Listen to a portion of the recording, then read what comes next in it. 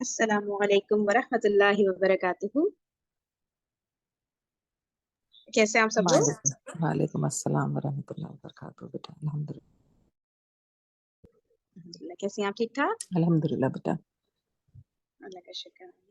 اچھا جی، ہم لوگ تھوڑا سا ریکیپ کر لیتے ہیں. کل ہم نے سریہ نخلا کا پڑھا تھا. اس سے پہلے بھی ہم نے کچھ سریہ اور غزووں کا پڑھا، غزوات کا پڑھا تھا، کے بارے میں پڑھا تھا. لیکن ان میں کچھ ایس سچ جنگ ہوئی نہیں تھی. یعنی کہ کبھی ایسا ہوا تھا کہ کسی قافلے کو چیز کر رہے تھے لیکن وہ قافلہ پہلے ہی وہاں سے روانہ ہو گیا تھا، یا کسی سردار نے جنگ کو ہونے ہی نہیں دیا تھا، پریونٹ کر دیا تھا. تو اس طرح کی کچھ چیزیں ہوئی تھی. لیکن سریہ نخلا میں باقاعدہ طور پہ کچھ چیزیں ہوئی تھی، باقاعدہ کچھ عمل ایکشن میں آئے تھے. وہ اس طرح سے ہوا تھا کہ رسول اللہ صلی اللہ علیہ وسلم نے حضرت عبداللہ بن جحش رضی اللہ تعالیٰ عنہ کو مطلب ان کی لیڈرشپ میں 12 مہاجرین کو بھیجا تھا کہ ایک قافلہ ہے قریش کا، ان کو فالو کرنا ہے اور ان کے جو ہے ان کی خبر لے کر آنی ہے. تو انہوں نے ایک خط دیا تھا ان کو کہ بھئی 2 دن بعد، جب 2 دن کا سفر ہو جائے تب آپ نے وہ خط کو اوپن کرنا ہے. اور اس خط میں یہ بات مینشن تھی کہ اس پرٹیکولر قافلے کو آپ نے چیز کرنا ہے اور ان کی خبر لے کر آنی ہے. تو جو قیادت کر رہے تھے، جو لیڈر تھے اس فوجی دستے کے، انہوں نے لوگوں کو بتا دیا اور کہا کہ جو ہے جو مطلب موت کا ڈر نہیں رکھتے وہ آگے چلیں، اور جو موت کا ڈر رکھتے ہیں وہ لوگ پیچھے رہ جائیں، واپس چلے جائیں. تو اس کے بعد لیکن سارے کے سارے جتنے بھی ساتھی تھے ان سب نے کہا کہ نہیں، ہم آگے چلیں گے.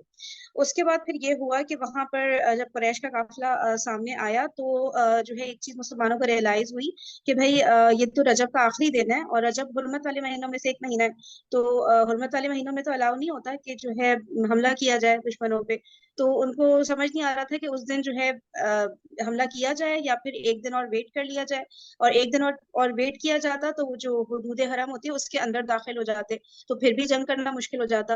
تو اس لیے جو ہے انہوں نے ڈیسائیڈ کیا کہ کوئی بات نہیں، آخری دن ہے لیکن ہم لوگ اٹیک کر لیتے ہیں. تو مل کے یہ ڈیسائیڈ کیا، اٹیک کیا ان پہ. تو ان کا ایک شخص جو ہے وہ قتل ہو گیا قریش کا، اور 2 لوگوں کو جو ہے انہوں نے قیدی بنا لیا. اس طرح سے پھر اور جو قافلے کا سامان تھا وہ بھی انہوں نے لے لیا سب مسلمانوں نے، اور یہ لے کر واپس مدینہ گئے. تو رسول اللہ، اور پھر بتا رہے ہیں یہ اسلامی تاریخ کا پہلا خمس تھا، یعنی مال غنیمت کا جو 5واں حصہ ہوتا ہے پہلا خمس تھا. پہلا مقتول تھا، یعنی پہلا شخص جو قتل کیا گیا ہو، اور پہلے یہ 2 قیدی تھے، ٹھیک ہے، اسلامی ہسٹری کے. پھر رسول اللہ صلی اللہ علیہ وسلم کو جب اس کا پتہ چلا تو وہ ناراض ہوئے کہ آپ نے حرام مہینے میں تو جنگ کرنے کا حکم نہیں دیا تھا ان لوگوں کو. اور سامان قافلہ اور قیدیوں کے سلسلے میں بھی انہوں نے کہا کہ یہ سب چیزیں تو آپ کو کرنے نہیں کہی تھی اس وقت، اور وہ بھی اسپیشلی حرام مہینے میں تو نہیں کرنا تھا. تو جو ہے پھر کیا ہوا کہ ہاں، پھر جو مشرکین تھے ان کو جب یہ خبر ملی تو وہ بڑا ہی یعنی کہ ان کو ایک گولڈن اپارچونٹی مل گئی کہ چلو بھائی یہ مسلمانوں کی یہ جو غلطی ہوئی ہے اب اس کو اچھالتے ہیں اور اس کے ذریعے مسلمانوں کو بدنام کرتے ہیں. تو اس پر اللہ تعالیٰ نے آیات نازل کی کہ ایک آیت ہے ہاں، یہ آیت نازل کی کہ جو ہے بے شک جنگ کرنا حرام مہینے میں تو بہت بڑے گناہ کی بات ہے، لیکن یہ لوگ جو کرتے آئے ہیں، میں مفہوم بتا رہی ہوں آیت کا، کہ یہ لوگ جو فتنہ فساد کریٹ کرتے آئے ہیں تو اس چیز کو ختم کرنا تو وہ تو اور بہت زیادہ خراب چیز ہے کہ فتنہ فساد وہ لوگ جو کریٹ کرتے رہے اس کی تو تباہ کاریاں بہت زیادہ ہیں. تو اس کے مقابلے میں قتل اتنی بھاری چیز نہیں ہے. تو جو لکھا ہے نا، اور فتنہ قتل سے بڑھ کر ہے. تو اس سے پھر جو ہے اللہ تعالیٰ نے یہ والی آیت نازل کر دی. تو پھر کلیئر ہو گیا کہ بھائی سب سے زیادہ ضروری چیز جو ہے وہ ہے کہ فتنے کو روکا جائے، اس کے لیے جو بھی قدم اٹھایا جا سکتا ہے. اچھا، اور پھر یہ بھی کہا گیا کہ کیا جب ہجرت کرنے والے مسلمانوں کا مال چھینا گیا اور پیغمبر کو قتل کرنے کا فیصلہ کیا گیا تو یہ واقع شہر یعنی شہر حرام یعنی مکہ سے باہر کہیں اور کا تھا کیا؟ تو یہ بھی تو انہوں نے مکہ میں رہتے ہوئے کیا تھا نا، مکہ کی حرمت کو پامال کیا تھا جو یہ لوگ حرکتیں کر رہے تھے، کہ اتنا تنگ کیا کہ ہجرت کی نوبت آ گئی. اب ہجرت کرنے لگے ہیں تو ہجرت بھی کرنے نہیں دے رہے. کچھ کہہ رہے صحیح. تو اس لیے جو ہے یہ لوگ جو حرکتیں کرتے آئے ہیں اپنی حرکتوں کو تو اتنا لائٹ سمجھو، اور مسلمانوں نے ایک دن حرمت کے مہینے میں جنگ کر لی تو بس اس کے اوپر اتنا ایشو کریٹ ہو رہا ہے. تو یہ ساری باتیں ہم نے کل ڈسکس کی تھی. اس کے بعد بتا رہے ہیں کہ رسول اللہ صلی اللہ علیہ وسلم نے دونوں قیدیوں کو آزاد کر دیا، اور جو مقتول تھا اس کے جو اولیاء تھے، اس کی فیملی وغیرہ جو تھی، ان کو جو ہے خون بہادہ کر دیا. ٹھیک ہے. اس کے بعد ہم نے یہ یہاں سے پڑھنا سٹارٹ کیا تھا لیکن ہم بیچ میں ہی وہ سیشن اینڈ ہو گیا تھا. تو یہاں سے پڑھ لیتے ہیں. یہ ہے جنگ بدر سے پہلے. جو ریڈ کرنا چاہے گا پلیز بتائے گا. کوئی ریڈ کرنا چاہے گا تو انمیوٹ کر لیجیے. ایک سیکنڈ میں کریں. جی صحیح ہے. کشان جی آپ ریڈ کریے پھر میرے ہاتھ سے، باقی ابھی کوئی نہیں ریڈ کرنا چاہ رہا؟ چلے صحیح ہے، میں ریڈ کر لیتی ہوں. اچھا، یہ ہے جنگ بدر سے پہلے. میری آواز آ رہی ہے؟ آواز آ رہی ہے میری؟ جی جی بیٹا آواز آ پڑھی رہی ہے. پڑھی میں پڑھ دیتی ہوں. اچھا جی جی جی میں پڑھ دیجیے. سمجھی تھی کسی اور کو پڑھنا، اس لیے میں نہیں پڑھتی. اچھا اچھا چلے صحیح، آپ لوگ. یہ کہاں سے بیٹا مجھے یہ بتائیں؟ ہے جنگ بدر، یہ لائن ڈرا ہوئی ہوئی ہے نا اس کے نیچے سے ڈائریکٹلی، یہ ہے جنگ بدر سے پہلے. یہ ہے جہاں پہ لکھا ہے یہ ہے جنگ بدر، یہ والا؟ جی جی جی جی بالکل. شیور؟ اچھا جی جی ہاں، ہم نے تھوڑا سا پڑھ لیا تھا لیکن پھر یہاں سے اسٹارٹ کر لیتے ہیں. یہ جنگ بدر سے پہلے کے سریے اور غزوے، ان میں سے کسی میں بھی لوٹ مار اور قتل و غارت گری کی نوبت نہیں آئی جب تک کہ مشرکین نے کرز بن جابر قہری کی قیادت میں ایسا نہیں کیا. اس لیے اس کی ابتدا میں مشرکین ہی کی جانب سے ہوئی. کیا مطلب؟ اس یعنی لیے کہ یہ جو قتل و غارت اور لوٹ مار اچھا وغیرہ جو اس کرنے لیے لگ ہاں جاتے تھے. صحیح، جی جی اس لیے اس کی ابتدا بھی مشرکین ہی کی جانب سے ہوئی، جبکہ اس سے پہلے وہ طرح طرح کی ستم رانیوں کا ارتکاب کر چکے تھے. صحیح، کچھ یعنی کہ بتا بتانا رہے ہیں ہے؟ جنگ بدر سے پہلے. جی جی جنگ بدر سے پہلے جو سریے اور قصبے ہوتے تھے تو اس میں یہ لوٹ مار قتل و غارت یہ سب چیزیں جو تھی اس کی نوبت نہیں آئی تھی نا. اور پھر بتا رہے ہیں کہ یہ بیسیکلی مشرکین نے ہی اسٹارٹ کیا تھا جب جنگیں وغیرہ وہاں ہوتی تھیں، اور یہ اس طرح کے معاملات انہوں نے شروع کیے تھے، پھر آگے پھر وہ کنٹینیو ہوئے. تو بس اس میں تو اتنا خاص کوئی ایکسپلینیشن کوئی نہیں. خاص جی بات. ادھر سریہ عبداللہ بن جہش رضی اللہ عنہ کے واقعات کے بعد مشرکین کا خوف حقیقت بن گیا اور ان کے سامنے ایک واقعی خطرہ مجسم ہو کر آ گیا. انہیں جس پھندے میں پھنسنے کا اندیشہ تھا اس میں اب وہ واقعی پھنس چکے تھے. انہیں معلوم ہو گیا کہ مدینے کی قیادت انتہائی بیدار کیا لکھا ہے مغز، کیا لکھا ہے جی مغز ہے، مغز ہے. ہاں بیدار مغز ہے، اور ان کی ایک ایک تجارتی نقل و حرکت پر نظر رکھتی ہے. مسلمان چاہیں تو 300 میل کا راستہ طے کر کے ان کے علاقے کے اندر انہیں مار کاٹ سکتے ہیں، قید کر سکتے ہیں، مال لوٹ سکتے ہیں، اور ان سب کے بعد صحیح سالم واپس بھی جا سکتے ہیں. اور مشرکین کی سمجھ میں آ گیا کہ ان کی شامی تجارت اب مستقل خطرے کی زد میں ہے، لیکن ان سب کے باوجود وہ اپنی حماقت سے باز آنے اور جوہینہ اور بنو دمرہ کی طرح صلح و صفائی کی راہ اختیار کرنے کے بجائے اپنے جذبہ غیظ و غضب اور جوش بغض و عداوت میں کچھ اور ہی آگے بڑھ گئے، اور ان کی سنادید و اکابر نے صحیح کا ریڈنگ ٹیسٹ ہو. کیا لکھا ہے؟ جی سنادید و اکابر. سنادید و اکابر، سنادید و اکابر آئی تھنک. ہاں اکابر پتہ ہے نا، سنادید و اکابر نہیں نے اپنی اس دھمکی کو عملی جامہ پہنانے کا فیصلہ کر لیا کہ مسلمانوں کے گھروں میں گھس کر ان کا صفایا کر دیا جائے. چنانچہ یہی طیش تھا جو انہیں میدان بدر تک لے آیا. اچھا بتاؤ. صحیح. اچھا اس میں پھر بتا دیں کہ اب حضرت عبداللہ بن جہش رضی اللہ تعالیٰ عنہ کی قیادت میں جو قافلہ گیا تھا، جو فوجی مہم گئی تھی، اور انہوں نے جیسے قتل کر لیا تھا ایک شخص کو، قیدی بنا کر لے کر آئے تھے، تو اب ان کو لگا کہ نہیں بھائی اب مسلمان تو اس موڈ میں آ گئے ہیں کہ اب یہ تو جنگیں بھی کریں گے، ہم پہ اٹیک بھی کریں گے. تو اب جو ہے ان کو ایک ڈر محسوس ہونے لگا کہ، اور وہ بھی ہونے لگا کہ بھائی تجارتی قافلہ جو ہمارا جاتا تھا مدینے سے گزرتا تھا، تو اب یہ تو اس کو بھی روک سکتے ہیں، ہماری تجارت بھی افیکٹ ہو سکتی ہے. تو ان کو سارے خطرات اب نظر آنے لگے کہ نہیں اب یہ مسلمان پہلے والے مسلمان نہیں رہے کہ جو آرام سے چپ کر کے اپنا صبر کر کے بیٹھیں گے اس طرح سے، نہیں اب تو یہ لوگ ایکشن میں آ گئے ہیں.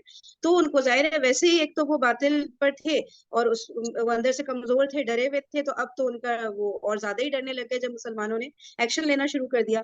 تو لیکن پھر بتا رہے ہیں کہ جیسے دوسرے کچھ قبائل تھے نا، جو ہینا اور بنو دمرہ، ان کا بتایا گیا کہ انہوں نے صلح کر لی تھی مسلمانوں کے ساتھ، کیونکہ ان کو سمجھ آ گئی تھی کہ اب مسلمان ایک طاقتور قوم بن گئے ہیں، اور جو ہے ان سے ہم اس طرح سے نہیں کر سکتے کہ ان سے اختلاف رکھیں یا ان کے اگینسٹ جائیں. تو لیکن ان کو مشرکین مکہ کو یہ بات سمجھ میں نہیں آ رہی تھی بالکل بھی نا، اور جو ہے وہ اپنی دشمنی اور آگے سے آگے بڑھتے چلے جا رہے تھے، یہاں تک کہ انہوں نے مطلب یہ ڈیسائیڈ کر لیا تھا کہ ان کے گھروں میں گھس گھس کر، مسلمانوں کے گھروں میں گھس گھس کر ان کا صفایا کر دیں گے. اور پھر بتا رہے ہیں کہ یہی ریزن تھا کہ جو میدان بدر تک ان کو لے کر آیا، مطلب جنگ کی نوبت آئی، جنگ بدر کی.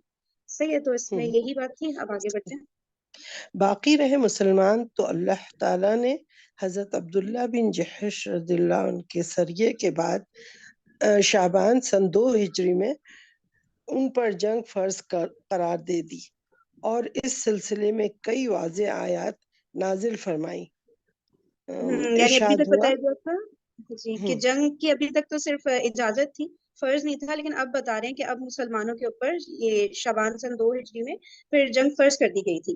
اور پھر جو ہے آگے، اچھا یہ ہم نے پڑھ لیا تھا نمبر 17. اچھا وہ غزوات کی ترتیب وغیرہ کے بارے میں ہے. ٹھیک ہے، ٹھیک ہے، آپ وہ آیت پڑھ لیجیے. اعوذ باللہ من الشیطان الرجیم. ارشاد ہوا کہ وَقَاتِلُوا فِي سَبِيلِ اللَّهِ الَّذِينَ يُقَاتِلُونَكُمْ وَلَا تَعْتَدُوا إِنَّ اللَّهَ لَا يُحِبُّ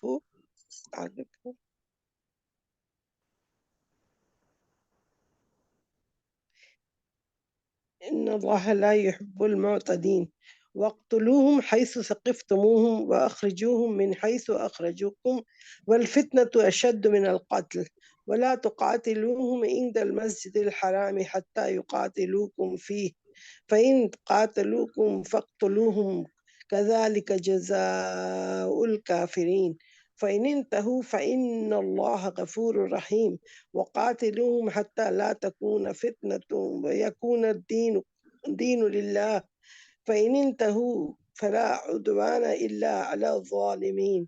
اللہ کی راہ میں ان سے جنگ کرو جو تم سے جنگ کرتے ہیں، اللہ کی راہ میں ان سے جنگ کرو جو تم سے جنگ کرتے ہیں، اور حد سے آگے نہ بڑھو.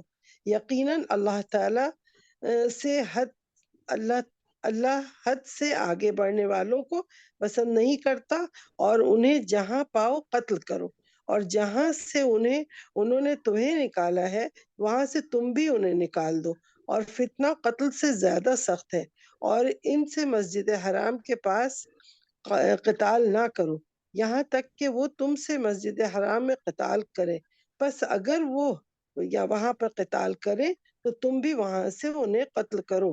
کافروں کی جزا ایسی ہی ہے، بس اگر وہ باز آ جائیں تو بے شک اللہ غفور رحیم ہے، اور ان سے لڑائی کرو یہاں تک کہ فتنہ نہ رہے اور دین اللہ کے لیے ہو جائے. بس اگر وہ باز آ جائیں تو کوئی تعدی نہیں ہے مگر ظالموں ہی پر. اس کے بعد ہاں چلو وہ بتا لو پہلے پھر. جی جی. اچھا اس میں پھر اللہ تعالیٰ نے فرمایا کہ اللہ تعالیٰ کی راہ میں اب جنگ کرنی ہے مسلمانوں کو، لیکن حد سے آگے نہیں بڑھنا، یعنی کہ جو لمٹس ڈیفائن کی ہوں گی اس وقت رسول پاک صلی اللہ علیہ وسلم نے، تو ان لمٹ سے آگے کراس نہیں کرنا ہے. اور جو ہے پھر کیا بتایا کہ وہ جہاں پاؤ ان کو قتل کر دو. تو اور مسجد حرام کا اسپیشلی ذکر ہوا ہے کہ وہاں پہ نہیں قتل کرنا ہے، لیکن اگر وہ لوگ وہاں پہ بھی یہ قتل کا سلسلہ شروع کر دیں تو پھر آپ کو بھی الاؤڈ ہے کہ آپ بھی وہاں پہ کر لیں، کیونکہ ظاہر ہے وہاں کی حرمت کا تو خیال کرنا تھا نا. تو اس کے بعد پھر کیا بتا رہے ہیں کہ وہی والی بات کہ فتنہ جو ہے وہ فتنہ جو ہے وہ زیادہ بڑا ہوتا ہے قتل کے شد مقابلے من میں نا. تو القتل. فتنہ مطلب فتنہ نہیں پھیلنا چاہیے، کیونکہ جب فتنہ پھیلتا ہے تو سب اس کی لپیٹ میں آ رہے ہوتے ہیں، پھر بہت زیادہ مشکلات کریٹ ہو جاتے ہیں، جیسے ہم آج کے دور میں دیکھ سکتے ہیں کہ کس کس فارم میں فتنے پھیلے ہوئے ہیں. تو اور پھر لوگ اس کی لپیٹ میں آ جاتے ہیں، اسپیشلی جو جن کے لکھا نا ایمان کمزور اشد ہوتے من ہیں. القتل، یعنی زیادہ بہت زیادہ اس کی ہاں شدید بہت انٹینس، زیادہ جی اشد. انٹینسٹی بہت زیادہ ہو جاتی ہے ہاں فتنے کی انٹینسٹی رائٹ. نا. صحیح، ٹھیک ہے، تو یہ آیت ہو گئی. اب ہم آگے بڑھتے ہیں. پھر دوسری بھی آیت ہے، کیا لکھا اس کے جلد ہی بعد دوسری بھی نوع کی آیات نازل ہوئیں جن میں جنگ کا طریقہ بتایا گیا اور اس کی ترغیب بھی دی گئی اور بعض احکامات بھی بیان کیے گئے ہیں. چنانچہ ارشاد ہے اعوذ باللہ من الشیطان الرجیم فَإِذَا لَقِيتُمُ الَّذِينَ كَفَرُوا فَضَرْبَ الرِّقَابِ حَتَّى إِذَا أَثْخَنْتُمُوهُمْ فَشُدُّوا الْوَثَاقَ فَإِمَّا مَنًّا بَعْدُ وَإِمَّا فِدَاءً حَتَّى تدع الحرب أوزارها ذلك ولو يشاء الله لانتصر منكم ولكن ليبلوكم بعضكم ببعض والذين قتلوا في سبيل الله فلن يضل أعمالهم سيهديهم ويصلح بالهم ويدخلهم الجنة عرفها لهم يا أيها الذين آمنوا إن تنصروا الله ينصركم ويثبت أقدامكم پس تم لوگ کفر کرنے والوں سے ٹکراؤ تو گردنیں مارو. ہاں بس جب تم لوگ اچھا بس جب تم لوگ کفر کرنے والوں سے ٹکراؤ تو گردنیں مارو یہاں تک کہ جب انہیں اچھی طرح کچل لو تو جکڑ کر باندھ لو. اس کے بعد یا تو احسان کر دو فدیہ لو اور یہاں تک کہ لڑائی اپنے ہتھیار رکھ دے. یہ ہے تمہارا کام اور اگر اللہ چاہتا تو خود ہی ان سے انتقام لے لیتا لیکن وہ چاہتا ہے کہ تم میں سے بعض کو بعض کے ذریعے آزمائے. اور جو لوگ اللہ کی راہ میں قتل کیے جائیں اللہ ان کے اعمال کو ہرگز رائیگاں نہ کرے گا. اللہ ان کی رہنمائی کرے گا اور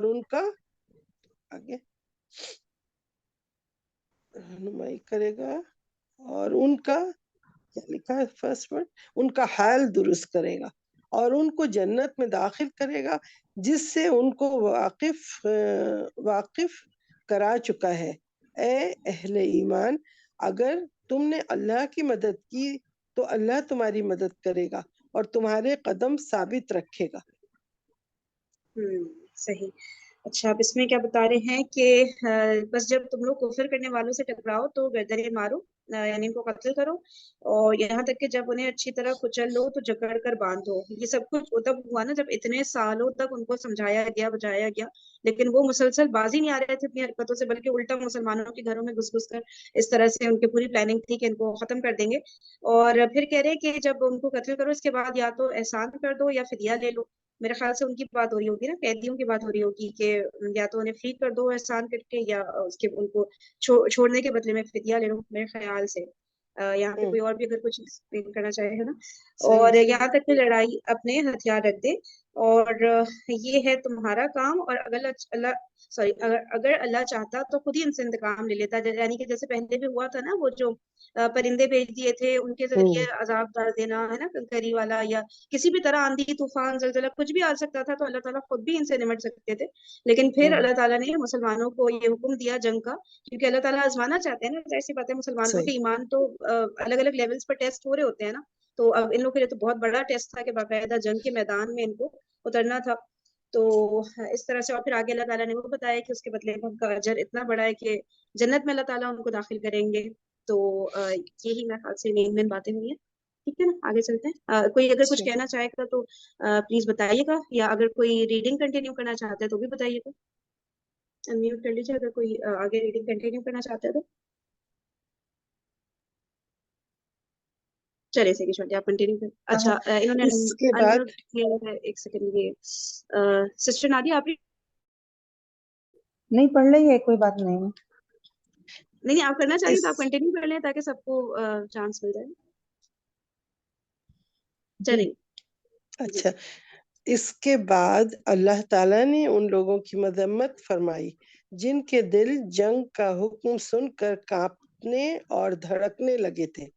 فرمایا فَإِذَا أُنزِلَتْ سُورَةٌ مُحْكَمَةٌ وَذُكِرَ فِيهَا الْقِتَالُ رَأَيْتَ الَّذِينَ فِي قُلُوبِهِم مَرَضٌ ينظرون إليك نظر المغشي عليه من الموت. تو جب کوئی حکم محکم صورت نازل کی جاتی ہے اور اس میں قتال کا ذکر ہوتا ہے تو تم دیکھتے ہو کہ جن لوگوں کے دلوں میں بیماری ہے وہ تمہاری طرف اس طرح دیکھتے ہیں جیسے کہ وہ شخص دیکھتا ہے جس پر موت کی غشی طاری ہو رہی ہے. اچھا اب یہاں پر ایک چیز مجھے جو فیلنگ آ رہی ہے آپ لوگ اگر صحیح لگے تو دیکھیں اس پہ اگر صرف ہم لوگ کی جگہ ہم لوگ ہوتے ٹھیک ہے ہم لوگ جو اس وقت زوم سیشن میں موجود ہیں اس کے بعد اللہ تعالیٰ نے ان لوگوں کی مذمت کہتے ہیں پیش کے ساتھ ہوتا ہے نا مذمت فرمائی نا یا مذمت ہوتا ہے میرے خیال سے, تو ہاں ان کی مذمت. مذمت فرمائی, جن کے دل جنگ کا حکم سن کر کانپنے اور دھڑکنے لگے تھے. تو بس ہم میرے خیال سے 1 منٹ اگر خاموشی یہاں پر اختیار کریں اور ہم صرف سوچیں کہ اگر ہم ان کی جگہ ہوتے ہیں, ہم لوگ تو جب یہ قصے یہ ساری چیزیں پڑھ رہے ہوتے ہیں تو ہمیں لگتا ہے نا ہاں ان لوگوں کی بات ہو رہی تھی, ہاں ان کے دل جنگ کا حکم سن کر کانپنے لگتے ہوں گے, دھڑکنے لگتے ہوں گے, جبکہ اللہ تعالیٰ کی طرف سے حکم تھا تو ان کو تو کرنا چاہیے تھا. کہنا تو بڑا آسان ہوتا ہے نا, اور رسول اللہ صلی اللہ علیہ وسلم کی قیادت ان کو نصیب ہوئی تھی, تو بہت لکی لوگ تھے, انہیں تو فوراً بات سن لینی چاہیے تھی, فوراً جنگ کے لیے راضی ہو جانا چاہیے تھا. یہ سب کہنا تو بہت آسان ہوتا ہے نا, لیکن صرف اگر ہم لوگ ابھی خاموشی سے صرف یہ امیجن کریں ہم ہوتے ان کی جگہ, جنگ میں جانا کوئی آسان بات ہے؟ ہم لوگ کو تو تھوڑا سا کسی کو کچھ کوئی غلط کر رہا ہو حرکت, اس کو ہم کچھ ٹوکنا چاہیں تب بھی ہم 10 دفعہ سوچتے ہیں کہ یار یہ سنے گا میری بات کہ نہیں سنے گا, یہ میری بےزتی نہ کر دے, سب کے سامنے میری بےزتی ہو جائے گی, مجھے برا بھلا نہ بول لے, میرا مذاق نہ اڑانے لگ جائے. کتنی باتیں سوچ کے ہم تو صرف اتنا ایک جملہ بولنے سے پہلے بھی 10 دفعہ سوچتے ہیں, ہمیں اپنی عزت کا اتنا زیادہ خیال ہوتا ہے. اور ان لوگوں کے لیے, ان لوگوں کو تو حکم آیا تھا کہ اپنی جانیں پیش کرو, تو کتنے تکلیف دہ, کتنا مشکل مرحلے تھے اس وقت اگر ہم امیجن کریں. اور پھر آگے آیت میں یہی بتایا گیا کہ جب کوئی محکم صورت, میرے خیال سے اس کو کہتے ہیں نا جس میں حکم نازل ہوا, تو اس طرح سے کوئی نازل ہو جائے صورت یا آیت, تو اور اس میں قتال کا ذکر ہوتا ہے, تو تم دیکھتے ہو کہ جن لوگوں کے دلوں میں بیماری ہے, یعنی کہ ایمان کی کمزوری ہے, میرے خیال سے بولیں گے اس کو, ہے نا, تو وہ تمہاری طرف اس طرح دیکھتے ہیں جیسے وہ شخص دیکھتا ہے جس پر موت کی غشی طاری ہو رہی ہو. تو مطلب اتنا زیادہ ڈرے, اتنا زیادہ کانپے ہوئے ہوتے ہیں کہ اللہ جنگ کر لی تو زندگی ختم ہو سکتی ہے, اتنا زیادہ محبت ہوتی ہے نا انسان کو اپنی زندگی سے. تو یہ آیت نازل ہوئی, پھر اس کے بعد آگے پڑھتے ہیں, شاید آگے مزید وضاحت ہو.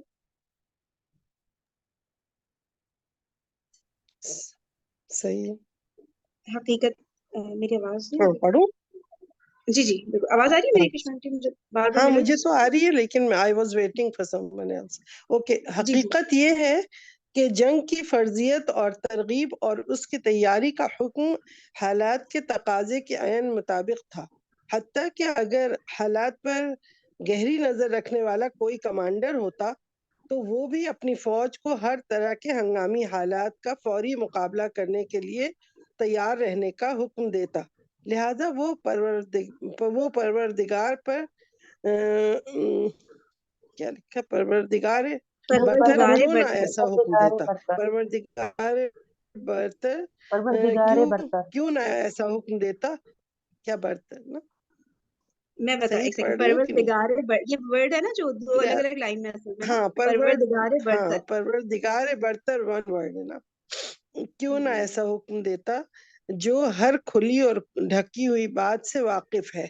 حقیقت یہ ہے کہ حالات حق و باطل کے درمیان ایک خوریز اور فیصلہ کن مارکے کا تقاضا کر رہے تھے, خصوصاً سریہ عبداللہ بن العزیز. آواز ڈفرینٹ ہی, آپ کی آواز چلی گئی ہے. سنگین ضرب تھی, اور اس نے انہیں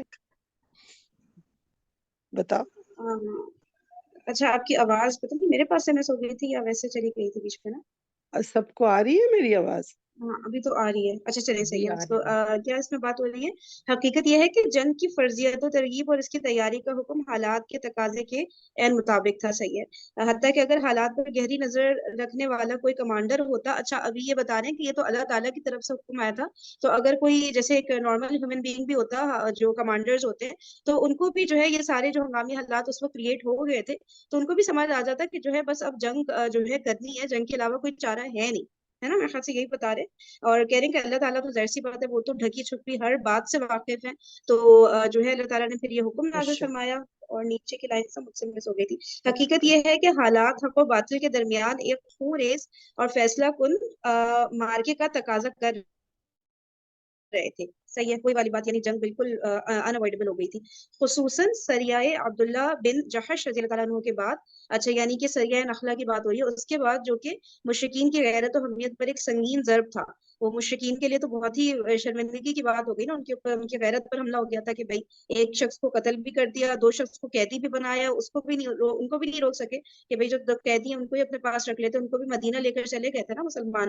تو ظاہر ہے پھر ان کی عزت و غیرت پر یہ بات آ گئی, اور جس نے انہیں کباب سیخ بنا رکھا تھا. اچھا صحیح ہے, چلیں آگے پڑھتے ہیں.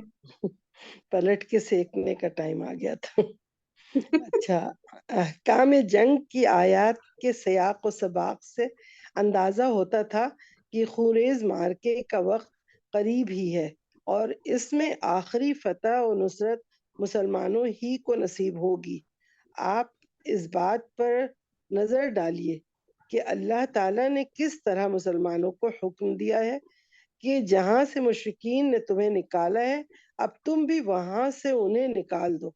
फिर किस तरह उसने कैदियों के बांधने और मुखालफिन को कुचल कर सिलसिले जंग को खात्मे तक पहुंचाने की हिदायत दी है और जो एक गालिब और फातिह फौज से ताल्लुक रखती है। ये इरशाद था कि आखिरी गलबा मुसलमानों ही को नसीब होगा। लेकिन ये बात पर पर्दों और इशारों में बताई गई ताकि जो शख्स जिहाद फी सबीलिल्लाह के लिए जितनी गर्मजोशी रखता है उसका अमली मुजाहरा भी कर सके। ओहो, ये तो बड़े डेप्थ वाले अल्फाज है। कोई एक्सप्लेन करना चाहेगा यहाँ पे? अच्छा लिखा हुआ है।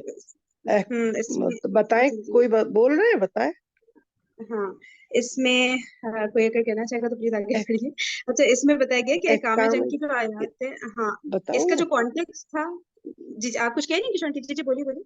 मैं पढ़ रही थी कि इसी को पढ़ के बता दें। अहकाम जंग की आयत के सयाक व सबाक, मतलब जो अल्लाह ताला ने आयत नाजिल की है ना, उसके सयाक व हम्म सबाक से ये अंदाजा हो रहा है कि इस वक्त हम्म कोई बहुत खूनेज मार्का होने वाले का वक्त बिल्कुल करीब आ गया है और इसमें हम्म आखिरी फतह जो है मुसलमानों ही को नसीब होगी। इसका अल्लाह ताला को उनका दिल मजबूत करके ये बात को समझा देना है मुसलमानों को कि इंशाअल्लाह ताला ये नुसरत तुम्हें जरूर नसीब होगी।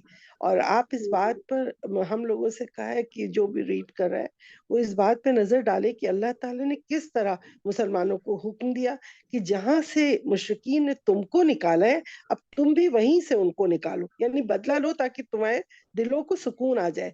और फिर किस तरह उसने कैदियों को बांधने और मुखालफिन को कुचल कर सिलसिले जंग को खात्मे तक पहुंचाने की हिदायत दी है कि किस अल्लाह ताला ने ये पूरी चीजों को, हमारे दिल को सुकून, उन लोगों को, मोमिनीन को और जंग में थे उस जो लोग, तो उनके दिलों के सुकून के लिए उन्हें कैसे बताया कि जहां से उन्होंने तुम्हें निकाला तुम भी वहीं से उन्हें निकालोगे और किस तरह जो उन्होंने मारा, तुम्हारे पर जुल्म किया, अब वक्त आ गया है कि तुम उनसे बदला लोगे और तुम ही गालिब आओगे और तुम ही फाते होगे। ये भी हम्म उनकी, तुम्हारी फौज इंशाल्लाह फाते होगी और मुसलमान ही गालिब आ जाएंगे। ये इशारा था हम्म आखिरी गलबा मुसलमानों ही को नसीब होगा। इस बात का यकीन अल्लाह को दिलाना था ताकि सबके दिल मजबूत हो जाए। ये जंग बद्र के पहले की आयत है ना, उस वक्त जब अहकाम ये नाजिल हो गए। लेकिन ये बात पर ज्यादातर इशारों में, किरायों में, पर्दों में, छोटी छोटी आयतों से जाहिर होती रही और इसके बाद बताई गई ताकि जो शख्स भी जिहाद फी सबीलिल्लाह के लिए जितनी ज्यादा गर्मजोशी रखेगा उसका वो उस वक्त जंग बदर में अपना मुजाहरा भी कर सके। सही है सही। जी जी जी, है ना? सही, बिल्कुल सही। और और आगे चलते हैं। अच्छा, फिर कोई और चाहता है क्या पढ़ना? नहीं चाहता तो मैं पढ़ दूंगी। हाँ, तो कोई जी अनम्यूट नहीं कर रहा, आप कंटिन्यू कर सकते जी मैं पढ़ूं? पढ़ जी चलो आप हैं। पढ़िए। जी जी, बिल्कुल सिस्टर। जी जी सिस्टर ठीक। मैम, आप पढ़िएगा। जी जी। फिर इन ही दिनों शबान 2 हिजरी फरवरी 624 ईस्वी में अल्लाह ताला ने हुक्म दिया कि किबला बैतुल मुकद्दस के बजाय खाना काबा को बनाया जाए और नमाज में इस तरफ रुख फेरा जाए। इसका फायदा ये हुआ कि कमजोर और मुनाफिक यहूद जो मुसलमानों महज इस्तराब व इंतशार फैलाने के लिए दाखिल हो गए थे, खुलकर सामने आ गए और मुसलमानों से अलहदा होकर अपनी असल हालत पर वापस चले गए और इस तरह मुसलमानों की सफ़ें बहुत से गद्दारों और खयानत कोशों से पाक हो गईं। ओहो, अच्छा, हाँ। अब वो आ रहा है ना किबला, क्या कहते हैं इसको? तहवील तहवील किबला। किबला कहते हैं क्या? जी जी जी। जी जी, जो किबला चेंज हुआ था तो ये कब हुआ है? सन 2 हिजरी का बता रहे हैं کہ सन 2 हिजरी में ये हुआ था, अल्लाह ताला ने हुक्म दिया था कि किबला अब पहले बैतुल मक़दस की तरफ था ना, तो अब खाने काबा की तरफ हो जाए। तो सिर्फ इमेजिन करें हम लोग, अपने ज़हन में इस चीज को, इस पिक्चर को क्लियर करें कि जो है किबला, जैसे फॉर एग्जांपल अभी खाने काबा है, ठीक है, और अभी कोई रसूल है जो हमें कह रहे हैं अब खाने काबा से किबला चेंज होकर किसी और तरफ कर दिया जाए, तो ये कितना हमारे लिए मतलब शॉकिंग सी बात होगी ना, कि हम तो जिंदगी भर हमने किबला इसको ही बना के रखा हुआ है। तो यहूदियों के साथ भी हुआ था कि वो बैतुल मक़दस को उनका वो था ना उनका किबला, तो अब वो खाने काबा की तरफ शिफ्ट हो गया। तो उसमें बता रहे थे कि जो मुसलमानों के साथ यहूद शामिल थे, तो उनकी जो है उनका बिल्कुल जो अंदर के हालात हैं वो बाहर अल्लाह ताला को नुमाया करने थे ना, कि ये लोग मुनाफिक हैं, ठीक है, ऊपर ऊपर से तो बड़ा मुसलमानों का साथ दे रहे हैं, लेकिन जब इनको किबला चेंज करने का कहा जाएगा तो इनसे ये बात तो हजम नहीं होनी ना, तो वो फिर छट जाएंगे, यानी कि उनकी मुनाफिकत सामने आ जाएगी और वो फिर मुसलमानों से अलग हो जाएंगे। तो और ये अच्छी बात ही होती है ना कि जो आपकी एक फौजी मुहिम चल रही है उसमें जो खुलूस के साथ जो लोग हैं बस वही शामिल रहे, बाकी लोगों ने आगे जाके और प्रॉब्लम्स ही क्रिएट करनी होती है ना, जो खुलूस के साथ नहीं शामिल हुए हुए होते हैं। तो उसी वक्त अल्लाह ताला को ये छटा देना था इन लोगों को कि ये अलग हो जाए, तो इस तरह से जो है खाने काबा की तरफ कर दिया हाँ, किबला ना। ये एक जी जी इम्तिहान था ना उनका, कि देखें हम्म तहवील किबला के वक्त कैसा उनका उनके दिल में आता है। जो मुनाफिक होगा जाहिर है वो हट जाएगा, तो बहुत इससे जंग में आसानी होगी कि जंग के वक्त मुश्किल ना आ जाए ना। उस वक्त तो तो लग ये रहा अल्लाह होता है कि ताला भाई ने जंग, एग्जाम लिया।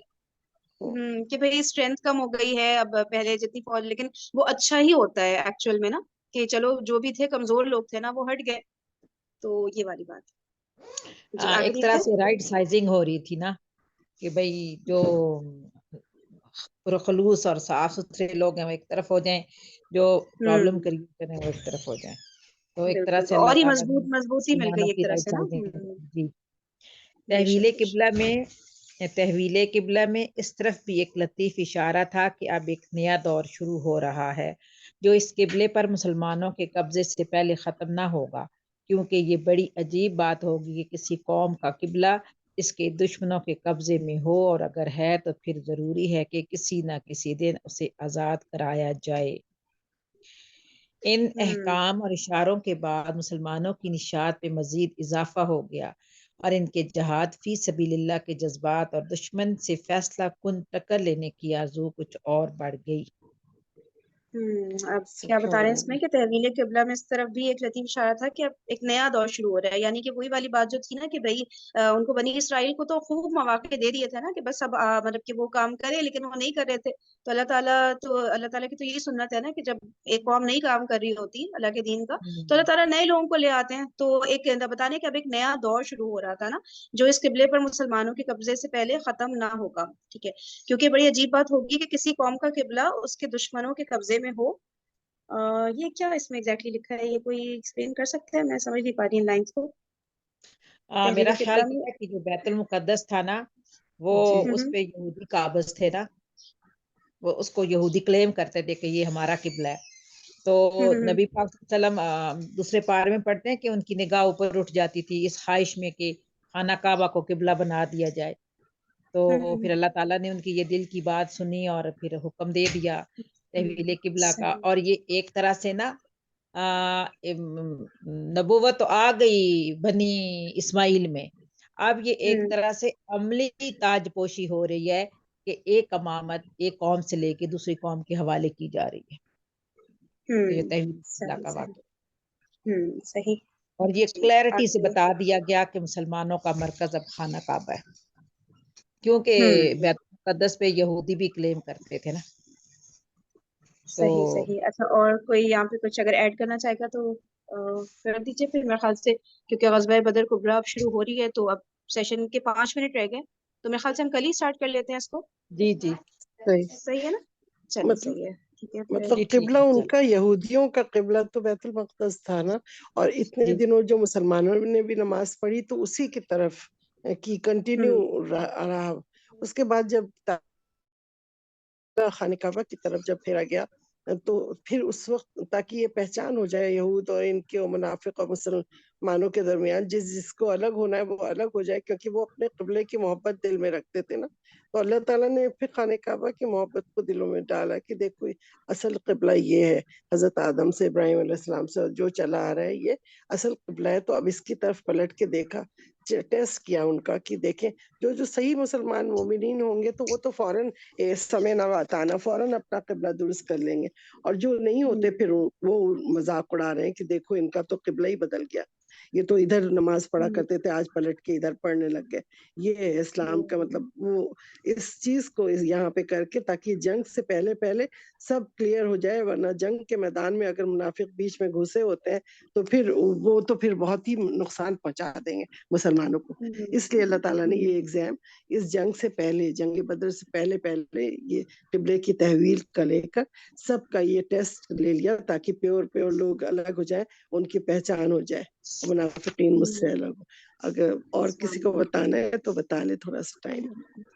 वाकई में बड़ी जबरदस्त स्ट्रेटेजी देखिए क्या अल्लाह ताला की हिकमत होती है किस किस तरह से हम लोग तो सोच भी नहीं सकते इस तरह की कोई चीज, छोटी मोटी स्ट्रेटेजी अप्लाई कर रहे होते हैं, लेकिन कितना बड़ा टेस्ट था उनके लिए, और कितना सुकून मिला होगा रसूल पाक सल्लल्लाहु अलैहि वसल्लम को कि भाई जो लोग थे वो छट गए ना, पूरी फिर एक स्ट्रॉन्ग फौज तैयार हो गई, और उनका क्या उनका ईमान होगा, ईमान का लेवल होगा उन सबका जो गज़वे बदर में फिर जिन्होंने शिरकत की होगी।